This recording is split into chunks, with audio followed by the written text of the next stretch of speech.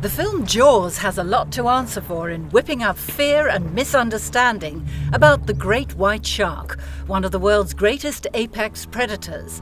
But that terror has also led to a tourist boom in South Africa, with bookings to get up close and personal with them doubling in World Cup year.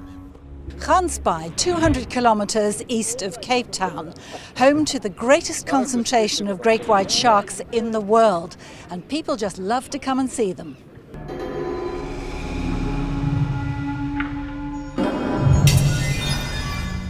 Shark cage diving is now thought to be the #1 adventure activity in South Africa. In Gansbaai alone, it brings in around $40 million a year, with Hollywood helping all the way. You find this, very much just like propaganda. The media portray things in a certain way. Oh yeah, Jaws made me quite scared. There we go. There's our first great white. Kim, the shark lady McLean, pioneered shark cage diving in 1992. She's one of only a few recognised operators in South Africa. She's passionate about the animals. Having started the cage diving many years ago, and really at the back of my mind was to educate people and simply to take people out with their fear and bring them back with a new perception about great whites. And it's a good thing because it's creating awareness and it's changing people from saying, the only good shark is a dead shark to, wow, what an awesome animal, what a graceful animal, rather than man-eating monster.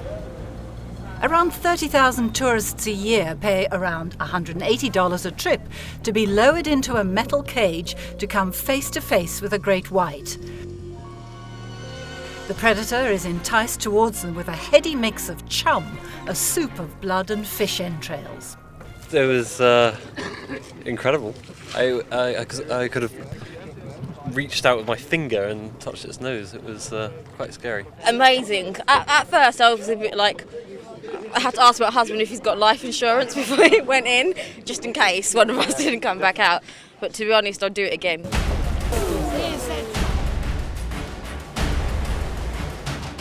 But shark cage diving has not been without controversy.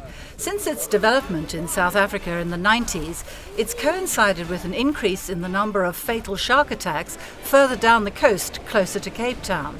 Many blamed shark cage diving and said it attracted great whites to humans. However, scientists and conservationists say there's no link.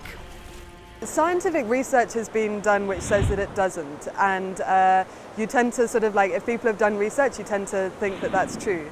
I think that it's an interesting situation because it's not done with other animals, but I don't think there's any real connection between shark cage diving and shark attacks. The great white has been protected since 1992, and its numbers have increased, particularly around the Cape Peninsula. Nearly 8 years ago, Craig Bovin was attacked by a 5-metre-long great white. He was diving for lobster when he noticed the animal swimming parallel to him. He turned away and I lost sight of him, and the next moment I saw off the surface was this very large fin bearing down on me. And I knew he was coming to get me, and he did, and I tried to get out of his way unsuccessfully, and by just throwing my arms up at the last second managed to avoid him biting my head. Somehow Craig managed to get away and, in spite of his injuries, survived to tell the tale. At first he was the poster boy for the anti-shark caging lobby. He's now mellowed, but still isn't entirely comfortable with it. Just because they propose that it's good doesn't mean that it's actually sustainable and that it's ethical. It's an excuse. They're also making a lot of money out of it, so they have to justify their needs. To protect swimmers and water sports fans, shark spotters were set up in 2004 to cover the most vulnerable beaches, crucial in a country where tourism brings in around $4 billion annually. With its system of flags, black means poor visibility, red means sharks nearby, it has made people more aware. I do surf various spots where there aren't shark spotters, so but it's nice knowing that there's somebody watching the water. Not that they can always see clearly though. Despite 4 fatal shark attacks last year and 1 death in January, humans are not top of the menu for the predator, who's much more interested in Cape fur seals and fish. I have quite a lot of respect for sharks, and I think like ever since I've like worked with the shark spotters, I've changed the way I thought. Whilst the responsible shark caging boats follow a self-regulated code of conduct, the South African government is about to formalise the industry. Operating licences will only be granted to those following strict guidelines to make sure that the only sharks out there are the ones swimming in the water.